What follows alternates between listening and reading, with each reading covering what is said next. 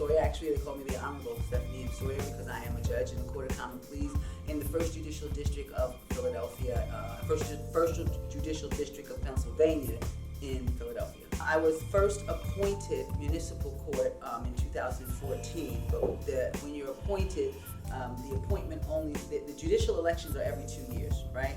And so when you're appointed in the middle of it, your appointment only lasts until the next election.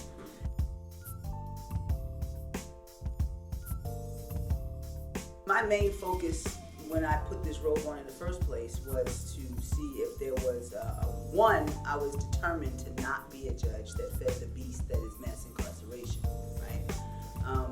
I didn't essentially begin by saying, oh, can I come up with a program that would move the needle on mass incarceration, because it's a huge, daunting, problem that's not just in Philadelphia, it's everywhere, right?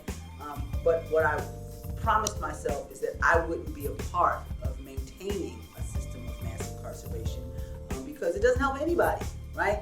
The proliferation of mass incarceration happened in the 80s and 90s, right? And here we are, 2 generations post that proliferation, and people don't understand, or the masses don't understand, that the plethora of more vicious and more prevalent crime comes from being 2 generations into mass incarceration. It comes from putting people in a desperate position, and their desperation leads to traumatization, that leads to mental health, that leads to drug addiction, that leads to more desperation, that leads to vicious crime, right? And so I think that some folks mistakenly believe that when they see crime, if we lock people up, we don't have to worry about it. But then they forget that high 90% get out. And in what condition do they get out? They get out more traumatized, more desperate, more disenfranchised. They get out not caring about their own life. If they don't care about their own life, what makes you think they care about yours?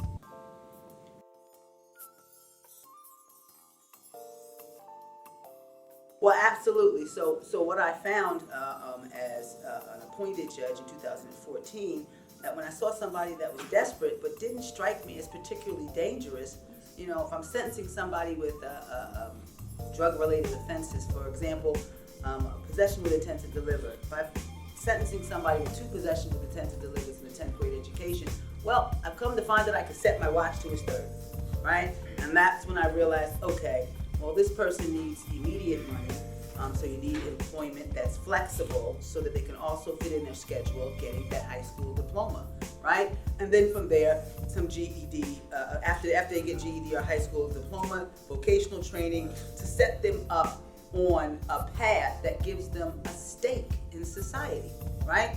And my mother told me a long time ago, desperate people with nothing to lose are the most dangerous people in the world, right? And so you have to give them a stake in society. You have to give them something to lose, right? They're not going to, if they perceive the law to disrespect them, why would you think they would respect the law if they believe that the law is disrespectful to them?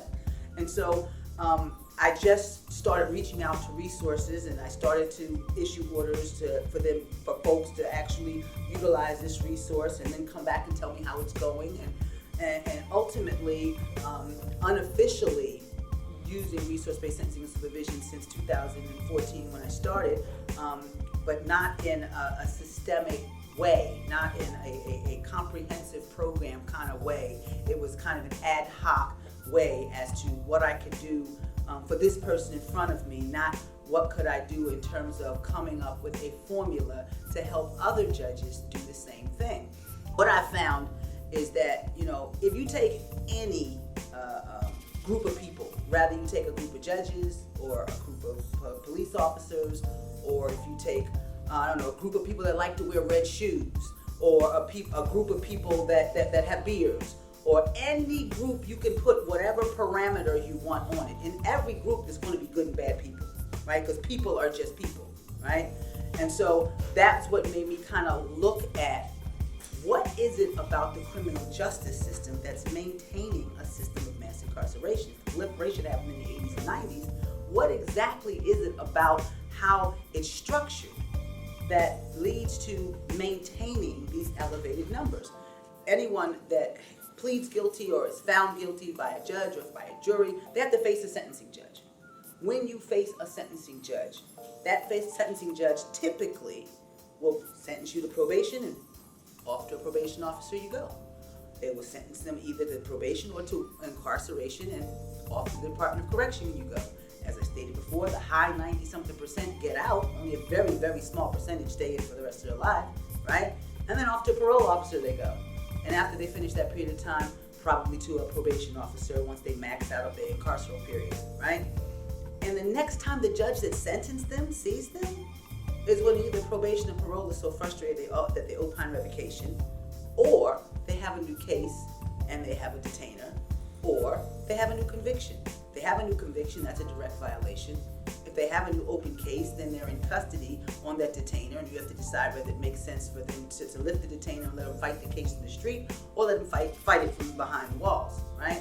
And the third option is when probation and parole are so frustrated that they opine revocation. In those three circumstances, the next time the person sees the judge that sentenced them, it's time to get punished again, right? If judges are only here for punishment purposes, it, one, maintains a system of mass incarceration, and it, two, furthers that trust chasm between the ordinary citizen and the criminal justice system, right? So utilizing resource-based sentencing and supervision is judges becoming part of the solution at sentencing and subsequent supervision, right?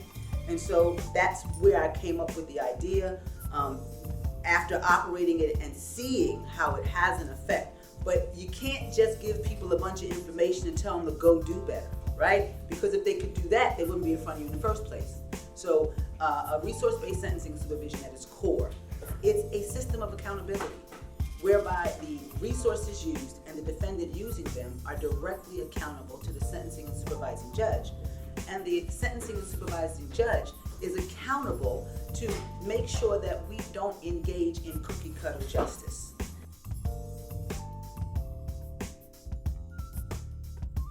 Well, it's very interesting, and it's exciting to be a new board member for OIC because Sheila Ireland, who, as you know, is the CEO of Philly OIC, said that they want to build a reentry resource, bar none, and they needed to have the expertise and the experience to help guide how that resource is built. And so it's an exciting endeavor that I happily undertake, because essentially what Ms. Ireland has, the opportunity that she's put in front of me is for me to help build the exact kind of resource that we want to use resource-based sentencing supervision.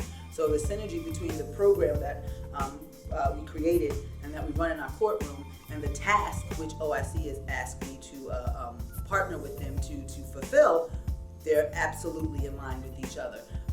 Right now, what I love about OIC is through some of the folks I'm talking with, they understand that the first thing you need to do is, people who are hungry, they can't hear you.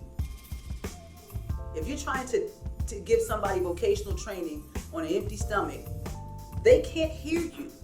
They can't understand you. They are ill-equipped to make any decent progress if they don't have a place to lay their head and don't know where their next meal is coming from. Trying to teach them something of any substance is really a pointless endeavor, right? And so the thrust of what Ms. Ireland and I spoke about is the comprehensive nature of an effective reentry resource. And so that's what our goal is.